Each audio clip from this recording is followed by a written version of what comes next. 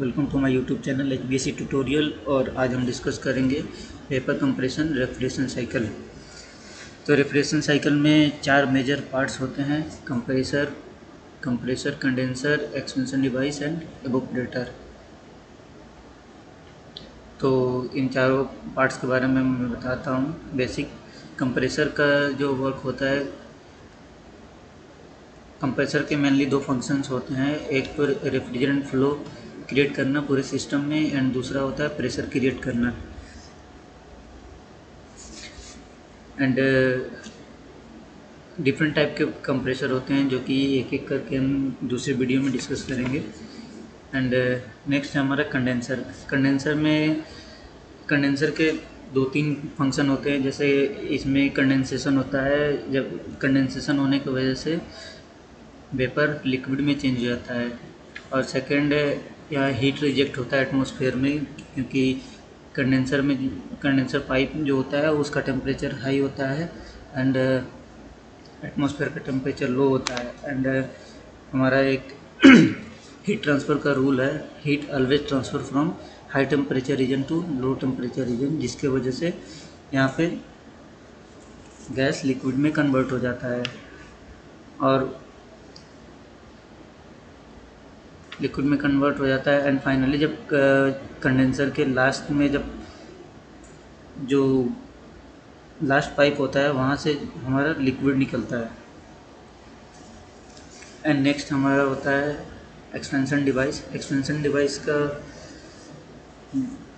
2 function है। एक तो रेफ्रिजरेंट के प्रेशर को कम करता है एंड दूसरा रेफ्रिजरेंट जो होता है उसका प्रेशर को और टेम्परेचर को लो कर देता है। एंड नेक्स्ट है हमारा इवेपोरेटर। इवेपोरेटर कोयल का 2 फंक्शन होता है। ये एब्जॉर्ब हीट करता है, हीट को एब्जॉर्ब करता है। आउटसाइड एरिया में जो हीट होते हैं, जैसे रूम में जो हीट होते हैं उनको एब्जॉर्ब कर लेता है ये। एंड लिक्विड रेफ्रिजरेंट को वेपर रेफ्रिजरेंट में कन्वर्ट कर देता है। तो थोड़ा ये डिटेल रेफ्रिजरेशन साइकिल देखते हैं। इसमें जैसे कि आप यहाँ कंप्रेसर देख रहे होंगे, कंप्रेसर का फंक्शन होता है कि रेफ्रिजरेंट फ्लो करना एंड रेफ्रिजरेंट प्रेशर डिफरेंस को क्रिएट करना। जैसे यहाँ पे दिखा रखा है कि कंप्रेसर में जो पार्ट्स होते हैं, पिस्टन होता है, क्रैंकशाफ्ट होता है, पिस्टन होता है एंड इनलेट पोर्ट होता है, डिस्चार्ज पोर्ट होता है। तो जैसे ही क्रैंकशाफ्ट हमारा नीचे सक्शन स्ट्रोक होता है तो पिस्टन नीचे की साइड आता है, जिसकी वजह से सक्शन पोर्ट हमारा खुल जाता है। सक्शन पोर्ट खुलने की वजह से लो temperature and low pressure gas हमारा क्रैंकेस में एंटर हो जाता है। एंड देन फिर जब हमारा क्रैंकशाफ्ट घूमता है, पिस्टन ऊपर जाने की वजह से हमारा सक्शन पोर्ट बंद हो जाता है एंड डिस्चार्ज पोर्ट खुल जाता है। और यहाँ पे high pressure and high temperature create होता है, जिसकी वजह से हमारा रेफ्रिजरेंट होता है उसका टेम्परेचर बढ़ जाता है और उसका प्रेशर भी बढ़ जाता है। जैसे वो high temperature and high pressure refrigerant हमारे कंडेंसर में आता है, तो कंडेंसर में जैसे कि मैंने बताया कि यहाँ पे कंडेंसेशन होता है। हाई टेम्परेचर डिफरेंस की वजह से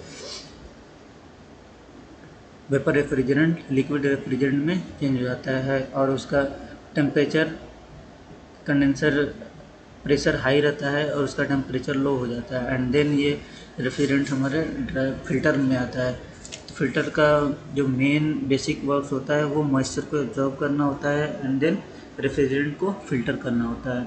इसके बाद हमारा रेफ्रिजरेंट सिलिका जेल से होके जाता है। सिलिका जेल से होके जाने के बाद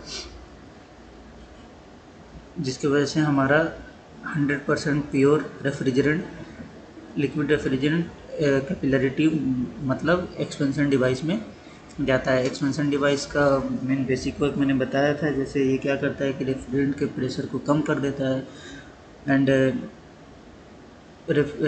एक्सपेंशन डिवाइस जो होता है उसका डायमीटर बहुत ही कम होता है, जिसके वजह से एक रेस्ट्रिक्शन पैदा हो जाता है, जिसकी वजह से रेफ्रिजरेंट का टेम्परेचर एंड प्रेशर दोनों कम हो जाता है। एंड वो then low temperature and low pressure refrigerant हमारा एवोपरेटर में जाता है। एवोपरेटर का मेन बेसिक वर्क वही होता है कि ये हीट को एब्जॉर्ब कर लेता है एंड यहाँ पे हमारा लिक्विड रेफ्रिजरेंट पेपर में कन्वर्ट हो जाता है। और वो कैसे कन्वर्ट होता है, इसका मैकेनिज्म ये है, जैसे ये रेफ्रिजरेंट का प्रॉपर्टी होता है वो माइनस डिग्री सेल्सियस पे भी बॉयल हो जाता है। जैसे ये रूम से या फिर जो भी आउटसाइड एरिया से हीट एब्जॉर्ब करता है, हीट एब्जॉर्ब करने की वजह से यहाँ का जो एवोपरेटर में रेफ्रिजरेंट होता है वो उबलने लगता है, बॉयल होने लगता है, जिसकी वजह से वो वेपर में चेंज हो जाता है। देन ये low pressure and low temperature refrigerant हमारा एक्यूमुलेटर में जाता है। एक्यूमुलेटर का बेसिक वर्क यही है कि रेफ्रिजरेंट वेपर रेफ्रिजरेंट में जो भी लिक्विड होता है उस लिक्विड को एब्जॉर्ब कर लेता है। उसके बाद फिर क्या करता है कि ये एक्यूमुलेटर उस लिक्विड को वेपर में चेंज करता है, देन फिर इसको कंप्रेसर में ट्रांसफ़र कर देता है। देन फिर ये हमारा लो temperature and low pressure gas compressor में आता है एंड कंप्रेसर फिर सेम साइकिल को रिपीट करता है। देन ये साइकिल रिपीट होते रहता है बार बार, तो इसी को हम वेपर कंप्रेशन रेफ्रिजरेशन साइकिल बोलते हैं।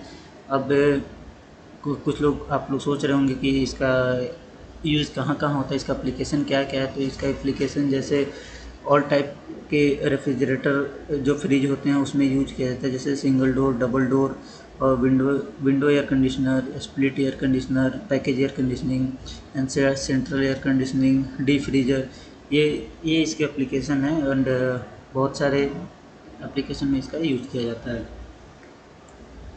So thanks for watching. अगर आपको ये मेरा वीडियो पसंद आया हो तो प्लीज़ लाइक कीजिए, सब्सक्राइब कीजिए और बेल आइकन को भी क्लिक कर लीजिए ताकि फ्यूचर में मैं जो भी वीडियो डालूँ वो आप तक आपको मिले। Thank you.